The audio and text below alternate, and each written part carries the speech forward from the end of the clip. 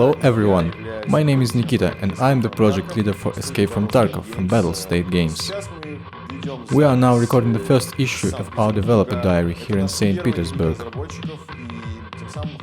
With it, we would like to start a whole series of such videos, telling you more about Escape from Tarkov, various interesting features and how the development is going, and introducing you to the developers who work on it.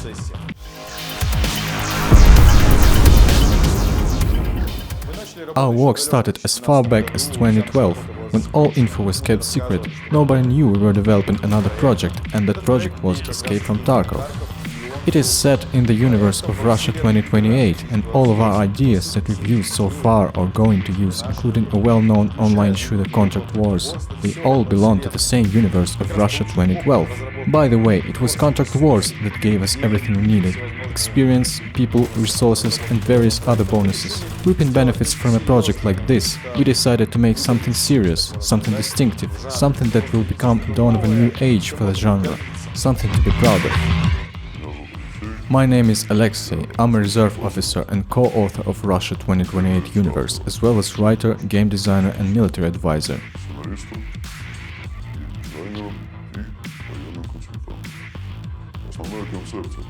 The key feature of Escape from Tarkov is maximum possible realism. To achieve this realism in everything related to military actions in the game, we use real weapons and combat experience. With weapons, we ride to various outdoor and indoor polygons and record videos and sounds. My experience, including the one in combat, allows us, thanks to motion capture technologies, achieve the ultimately realistic animations, both in weapon handling like shooting, reloading, removing jamming and stovepipes, and character movement. The key principle of our work is modeling reality. On one hand, the task seems simple. We have life and we have to implement it in-game. On the other hand, we have to maintain the maximum degree of authenticity and detail. This is why we decided to make this developer diary,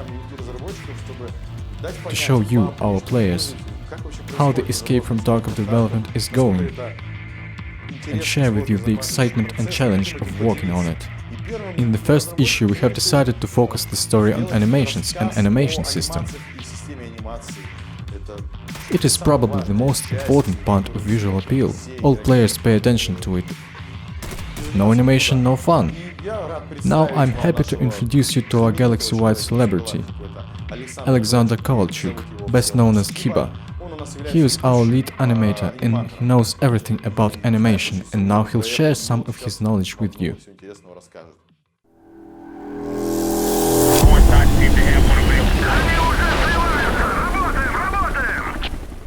I've made it into the team 3 years ago, literally just walked in from the street without any game development experience whatsoever, and filled the position of apprentice 3D modeler.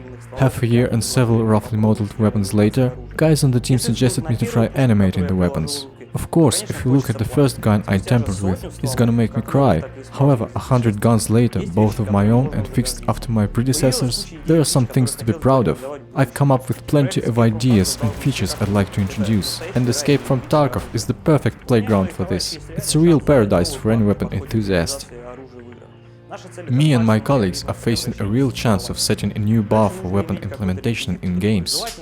Our goal is maximum realism in weapon handling. Naturally, we've got to have some props close at hand, of all possible kinds, from toy guns to real military training hardware. And since it's meant for training, we are free to wear it out with no load work to our heart's content right in the office. We have to understand how to bring the mag to the base, how to release the slide stop quickly, and how much force to apply to do it. You have to know your tools in and out to understand what it can do and what is just plain impossible.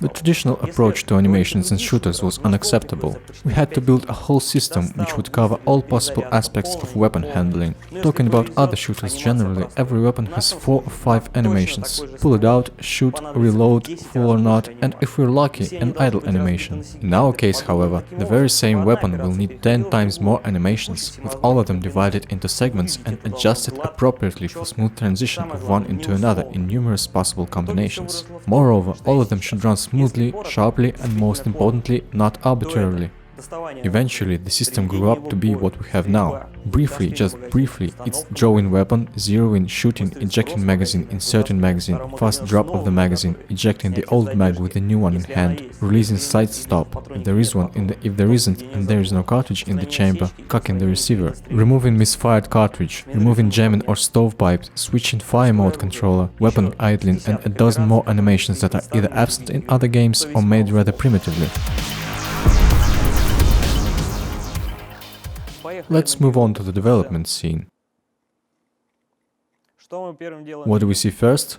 Characters' legs, of course. Hooray! Seems like everybody wanted to see characters' legs. In our hands we have AK-74N without receiver cover. Well, since we're normal people, we'll put it back. Please note, all operations are animated. Thereon we notice the absence of a magazine. If you're an inexperienced AK-74 owner, you will do the following loading operations. Basics and classics. Let's now eject the magazine and try it again. Notice the cartridge remaining in chamber. Now let's imagine you're slightly more experienced owner.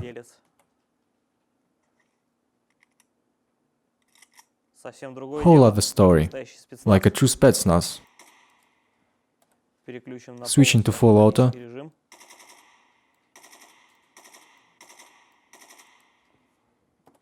We can also check if there is ammo remaining in the mag, which by the way was taken from RPK-74.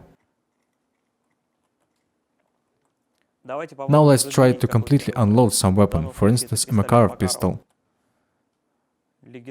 Legendary, reliable, failsafe.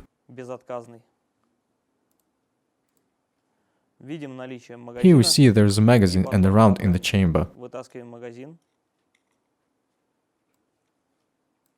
Eject the magazine and the round, up, right in the hand. Now drawing AK-74 again. Now let's try to imagine the situation where a failsafe Kalashnikov starts to misfire and jam the cases. Let's start with misfire.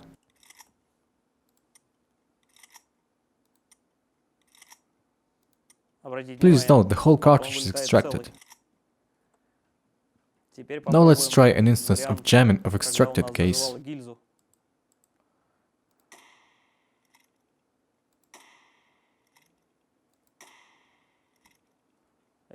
We can do this all day. Quick drop happens like this. That was a regular reload, and now a quick drop. Every magazine on the low player levels will be just dropped. If you have leveled up a bit, the loading will go like this. First we take our new magazine and insert it while holding the old one.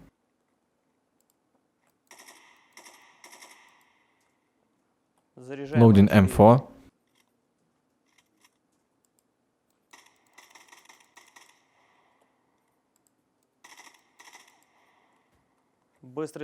Quick magazine drop on M4 is classic.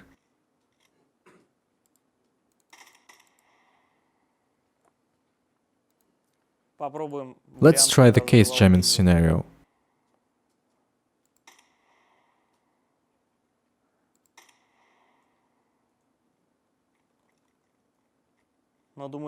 Well, I think that's enough info for starters. As for the character animation, just imagine that everything I've just told you about will be reflected in third-person character animations.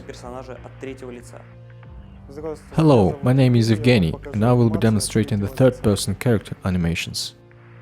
Our character repeats all first-person animations that we have in third-person as well. The main challenge of character animation was to avoid feet sliding and make the changes of pace smooth.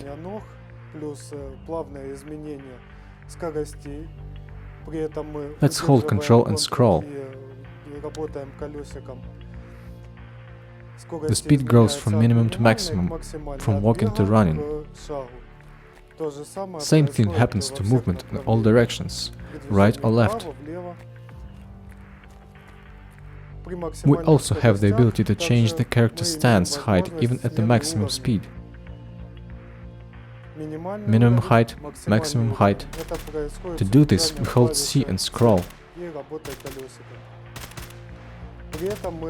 With all this, we do our best to avoid character sliding, overstepping or animation delays. Ноги его двигались всегда равномерно, и не было никаких переступов, никаких задержек с анимациями. Также у нас Also, we have a visual reflection of character aiming. Прицеливание персонажа. Это все сделано для того, чтобы We made this so player aiming at somebody from the side could easily understand where the opponent is looking and whether he can see the player or not. Видит ли он его или же нет. While working on the complex of various animations tasks, we decided that we need maximum control over it. We can't just make 800,000 animations for each of the possibly imaginable character actions. We need to make the character controllable. Hence, we decided we should, so to say, proceduralize all animations to maximum possible extent, make them as manageable by code as possible, so we could describe and show all situations that can happen to a player and immediately see the animated reaction to these influences.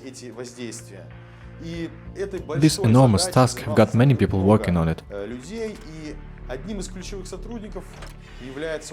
And now I'd like to introduce Dima, one of the key specialists on this task. He will tell you in more detail what had to be done and what is the point of all this.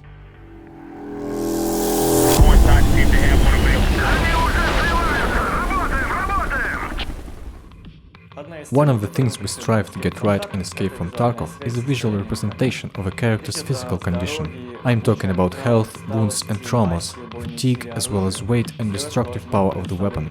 All this should provide immediate visual feedback, not only influencing the player's overall look, but affecting animation as well.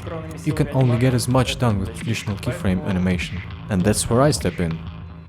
Even on the early stages of Escape from Tarkov development, the need to animate all character interactions with environment already appeared. I'll show the complete adjustment process on the example of this typhoon. We add one simple component, which is adjusted in 3 stages.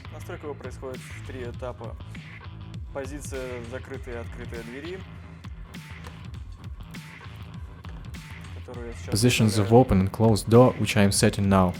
Open rotation, closed rotation. Then we have to add the direction of character's look and a position for his hand.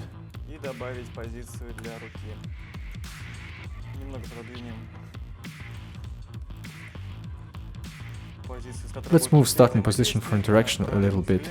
Set the direction of player's glance, and now we can check how it works in the game. Alright, let's check the newly adjusted typhoon. As you can see, it works. Door is open, we're inside. The same process is used for the rest of the transport. As you can see, markers denote the hand position, and the door opens. Beside doors, we can also open the hood, which is already open here, and the trunk. Not sure about the glove boxes yet, if we should go into such detail, but everything is possible. Without procedural animation, the weapon behavior in characters' hands would look like this. Lifeless, no dynamics or feeling of weight. Let's try to mend this by adding at least character breathing. Looking livelier already. Let's finish the scene by adding weight. Now we have some movement inertia, it looks way more realistic. Also, Escape from Tarkov takes into account the weapon dimensions, which have quite a bit of influence on gameplay. As we can see, Kalashnikov doesn't fit here and is taken to the breast. But at the same time, we have no problem with Makarov due to its small size. These were just a few examples of use the procedural animation has in our project.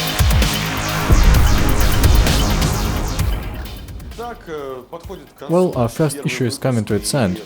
We hope you liked it and found something new and interesting in it. We are going to make the diary issues regular and dive into more development detail. Please subscribe to Battlestate channel and visit escapefromtarkov.com. You can find a lot of interesting materials there, as well as the forum where you can discuss everything you have seen so far. Thank you for your time. Stay tuned.